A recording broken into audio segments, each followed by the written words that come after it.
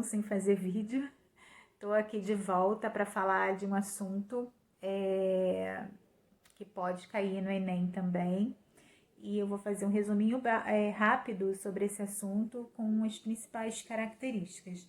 O assunto de hoje que eu vou falar para vocês é a crise de 29. Só que antes de eu falar, eu vou pedir para vocês curtirem e se inscreverem no meu canal para dar uma ajuda se vocês gostaram do vídeo, compartilhar o vídeo com quem vocês acham que precisa saber mais sobre esse assunto, enfim, fiquem à vontade. Bom, sobre a crise de 29, o que a gente tem que saber é os antecedentes, como é que estava antes a Europa e os Estados Unidos antes dessa crise, tá? A crise de 29, ela faz parte de um assunto que a gente chama, que está incluído no chamado período entre guerras, porque está entre a Primeira e a Segunda Guerra Mundial. Então, o que acontece? Quando acabou a Primeira Guerra Mundial, os Estados Unidos eles saíram como a grande potência da guerra, enquanto a Europa saiu arrasada. Tanto os países que perderam, né, inclusive, claro, principalmente os países que perderam, mas também os países que ganharam a guerra. Eles saíram, né, de uma forma que eles não poderiam suprir os seus mercados consumidores. E aí, quem entrou para suprir esses mercados consumidores? Os Estados Unidos. Então, depois da crise da Primeira Guerra Mundial, a gente tem um boom de crescimento da economia americana, um boom de novas indústrias que faz com que a vida do americano mude. Então, você tem ali um crescimento muito grande nas indústrias que tem mercado consumidor para os seus produtos. Tem o mercado externo, que são toda aquela região que a Europa deixou de conseguir abastecer porque estava em crise depois da guerra.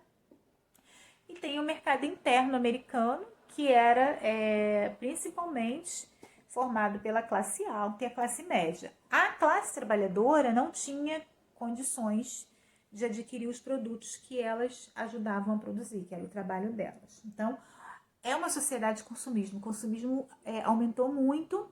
Esse crescimento fez com que a classe média, a classe alta enriquecessem muito. Então, você tem ali naquele período o chamado American Way of Life, que é o modo de vida americano, que é o modo de vida propagado pelos americanos, que a gente vê, né, até hoje nos filmes, nesses enlatados que eles exportam, né, para os países, principalmente latino-americanos, que os americanos sempre trataram a gente como quintal deles.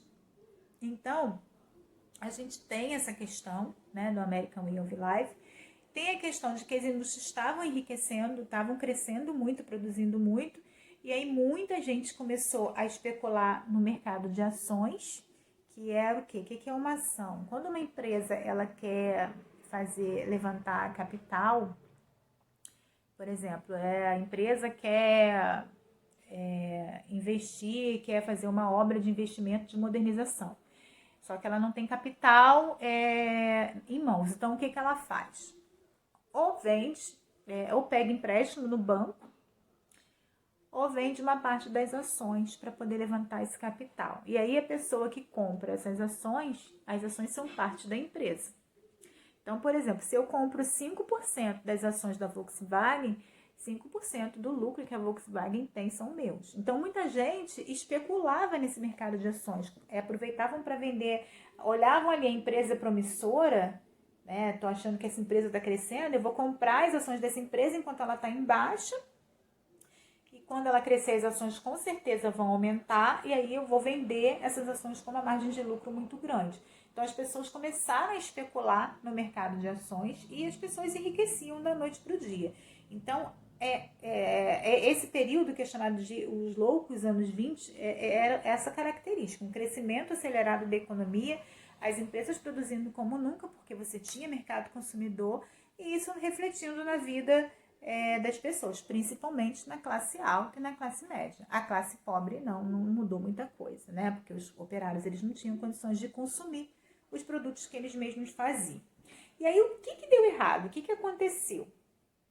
Aconteceu que a Europa ela começou a se recuperar da crise e começou a retomar os seus mercados consumidores. Então, se antes os Estados Unidos vendiam sem concorrência, agora eles vão ter a concorrência europeia. E as empresas americanas não atentaram para isso, continuaram produzindo em larga escala. Só que não tinha mais para quem vender em larga escala. Até porque o mercado interno não tinha condições de absorver essa demanda.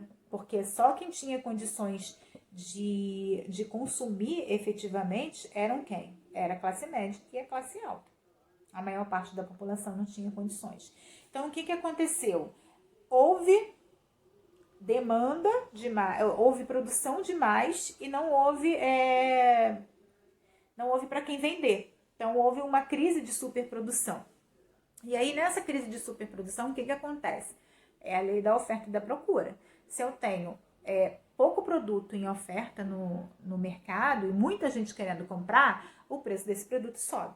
Se ao contrário, eu tenho muito produto e pouca gente querendo comprar, o preço desse produto, ele cai. Então, os preços despencaram, as empresas perderam muito dinheiro. A primeira coisa que as empresas fazem para não perder dinheiro é o quê? Cortar gastos. E como é que elas cortam gasto? Mandando as pessoas embora. Então, começa a gerar uma série de desempregados que ficam sem dinheiro para consumir, e aí há mais superprodução ainda, o preço cai mais ainda e vira um ciclo vicioso. O auge dessa crise refletiu na Bolsa de Valores, porque aí as empresas começaram a falir. Empresa falindo, a ação da empresa não vale nada. Então, as empresas, as ações começam a perder o valor, as pessoas correm para vender aquelas ações até o dia em que eles correm para vender e não tem ninguém para comprar. É a chamada quinta-feira negra, quando quebra a Bolsa de Valores de Nova York, tá?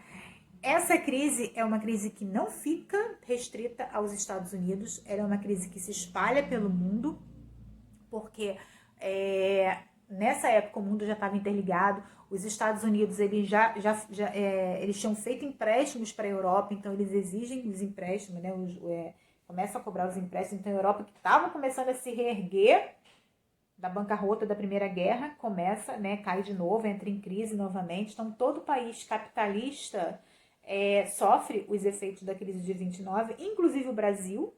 O Brasil, nessa época, a economia brasileira praticamente era agroexportadora, né? Dependia da exportação do café.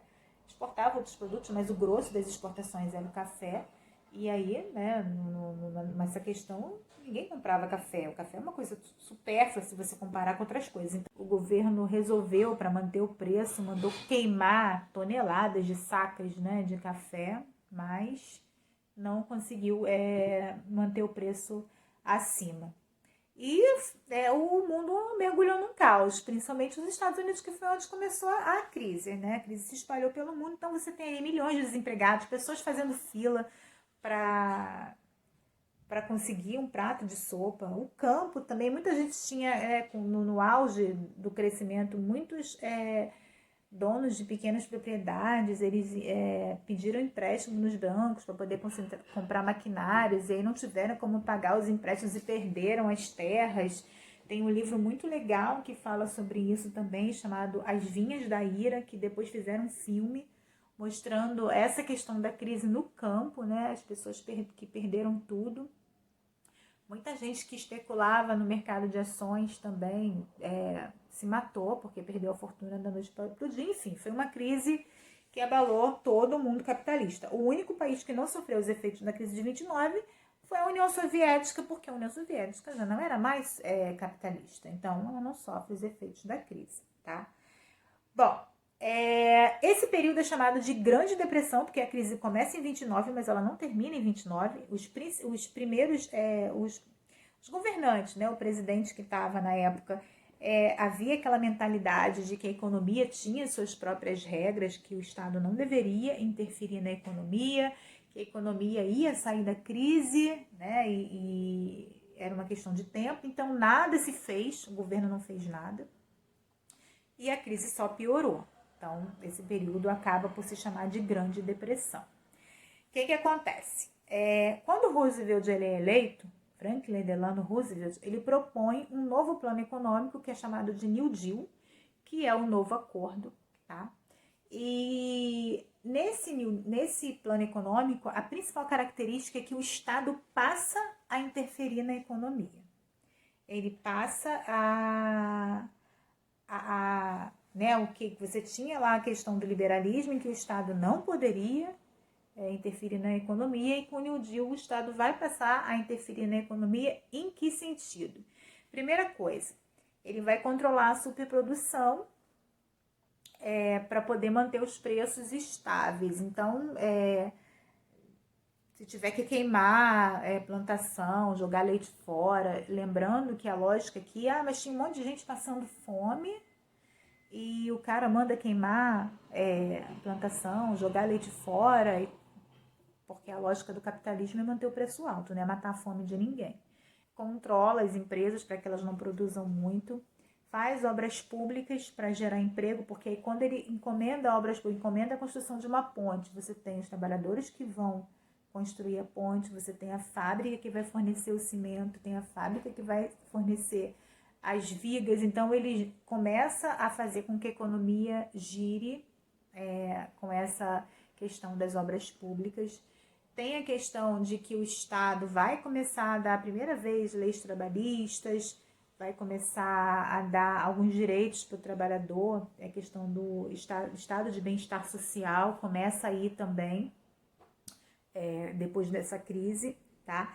Mas essa recuperação toda, total da economia americana, ela só se dá com a Segunda Guerra Mundial, porque aí com a Segunda Guerra Mundial, os Estados Unidos eles voltam a vender armas, vender produtos para a Europa em guerra, e aí eles conseguem sair da crise, tá? Espero que vocês tenham gostado, tentei resumir aqui rápido, né, em poucas palavras, e não esqueçam de curtir meu canal, de se inscrever no canal, pedir pro pessoal se inscrever também, tá? Grande beijo para vocês, até a próxima.